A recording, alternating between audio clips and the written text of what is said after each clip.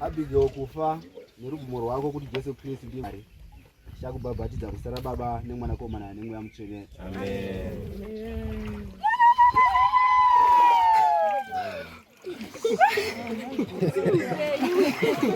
Ageza.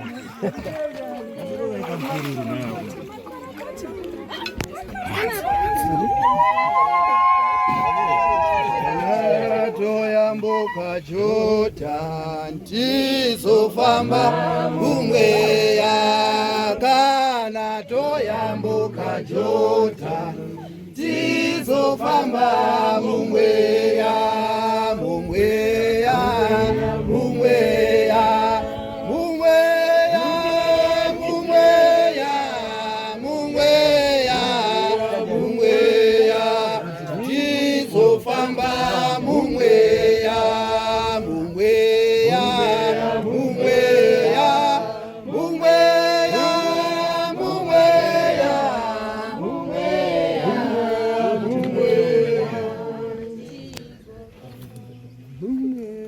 anotida fombe nerubvumo rwako kuti Jesu Kristu ndiye Mwanakomana waMwari. Chakubhabhatidza muzita raBaba neMwanakomana neMweya Mutsvene. Amen. Amen. Muromo unaonyura. Gentlemen, muromo.